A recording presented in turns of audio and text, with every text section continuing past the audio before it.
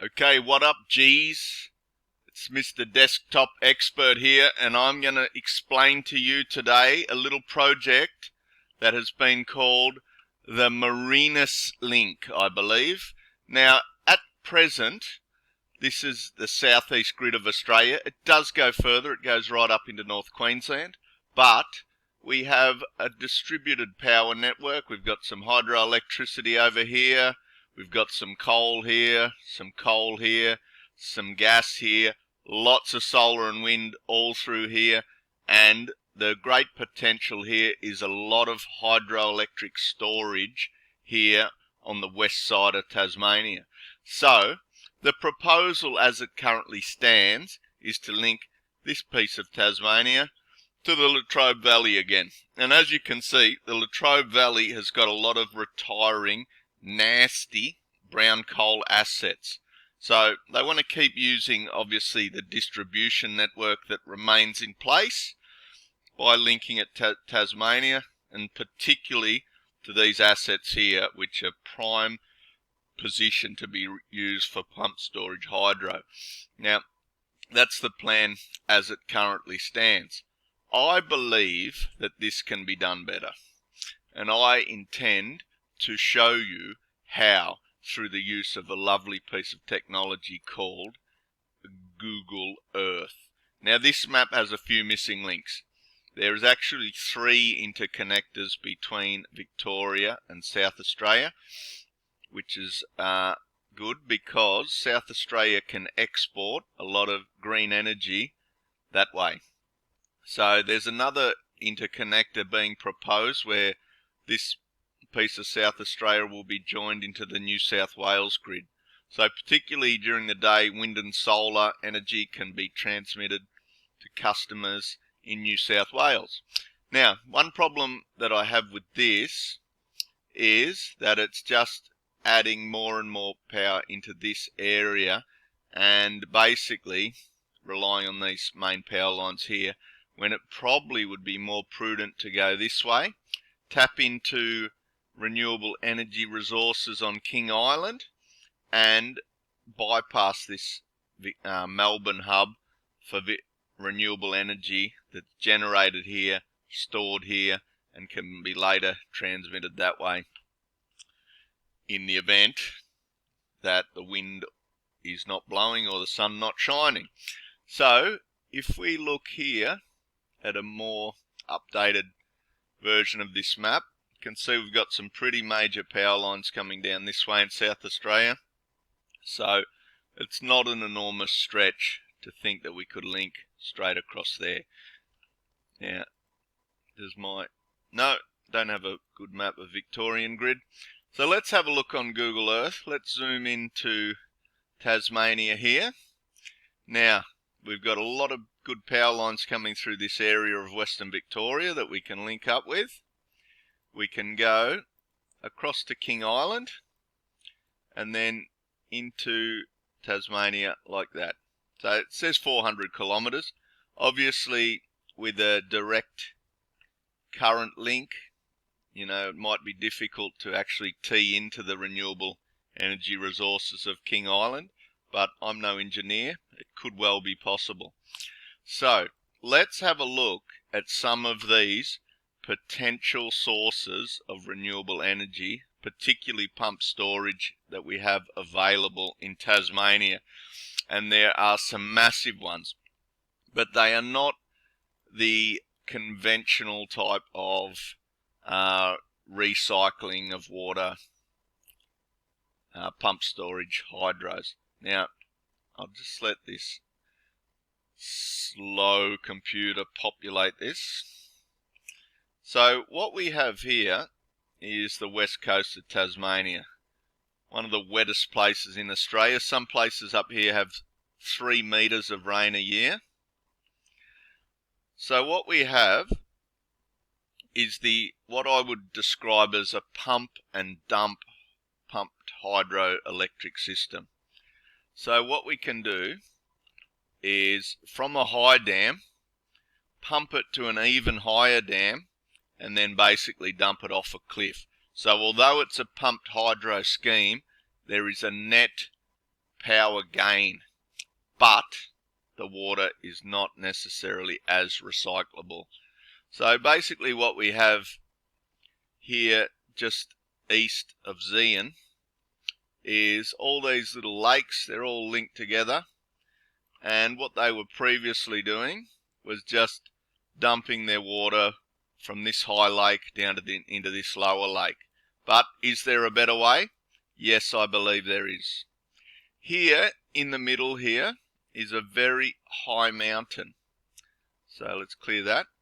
What we can do is pump up to a reservoir located in this topography here, and then dump down into this.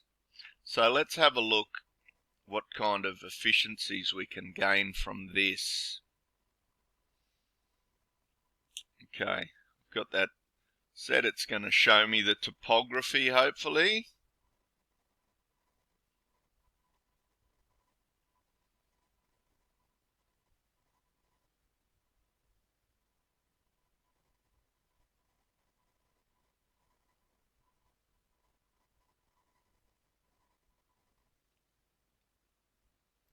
Alright, now stay with me on this. Here is Lake Plimsoll, and here is Lake Pyman. Now Lake Plimsoll is 500, Lake Pyman is down there at 170 metres. In the middle here we've got this quite a big mountain that's over 1,000 metres, and if we built some kind of reservoir up there, we could get a hydraulic head of about 500 metres above Lake Plimsoll.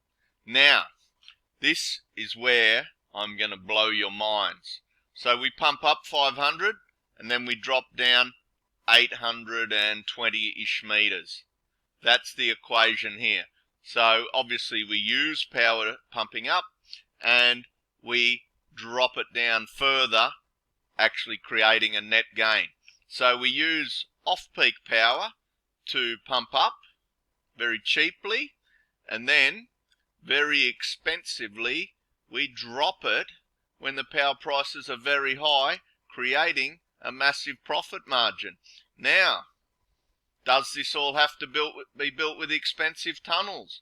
No, the pumping up stretch can be done just with pipes, possibly some tunneling, and then we can drop it off here probably with a little bit of tunneling. So it's only 13 kilometres. We're talking about a lot of water here being pumped up and dropped down.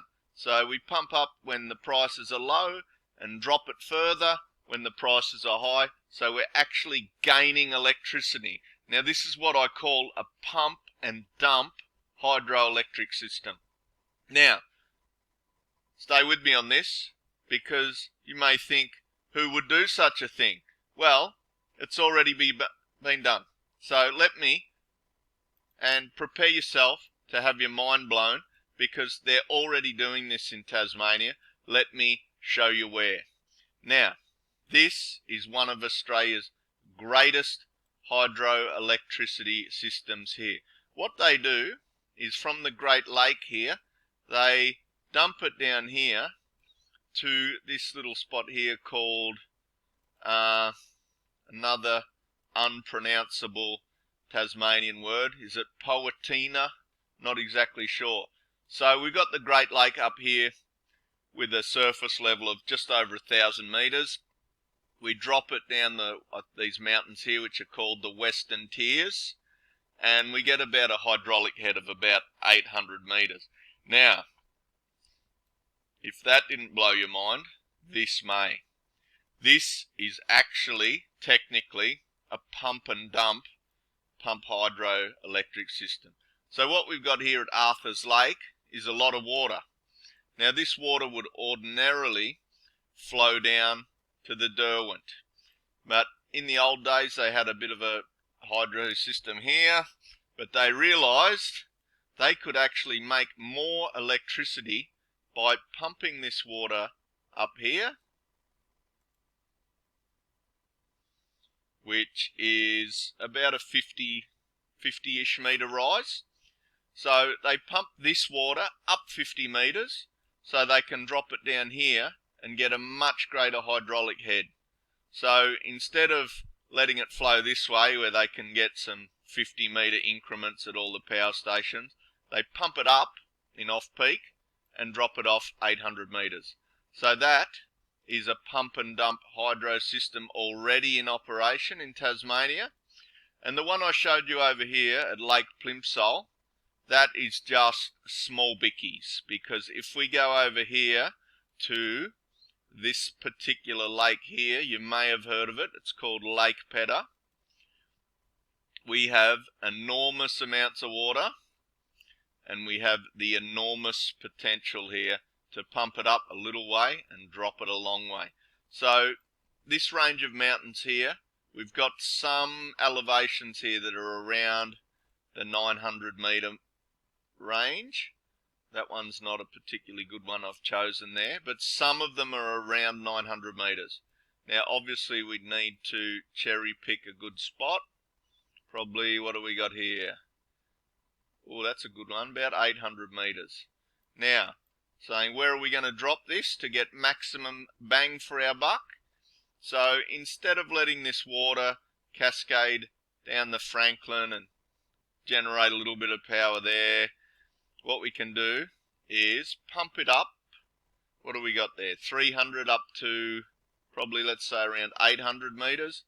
So we got a 500 metre gain there, and then we can drop it all the way into the ocean. So we're actually going from this reservoir up here, and we're dropping it all the way to sea level. So we can pump up about 500-600 metres and then drop it down 800 or 900 metres. Now this one is a massive project. There's about 35 kilometres of tunnelling involved, but the upside is there's a massive amount of power to be gained here. So that is probably one of the best pumped hydro potential sites in Australia. Now that way I've chosen there would have to be investigated. There's probably better mountains here that the top reservoir could be built on and dumped directly out into the ocean here.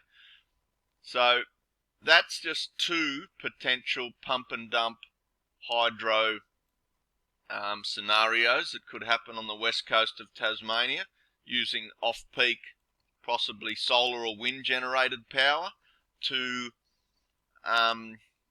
complement and store that electricity for times when the wind and sun isn't shining.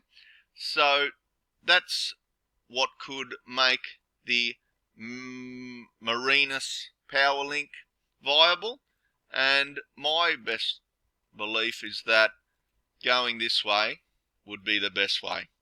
A more direct connection between Tasmania and South Australia, and also adding the potential to generate a lot of wind energy here on King Island. So that is my contribution to establishing the business case for the Marinus link. Thank you for watching.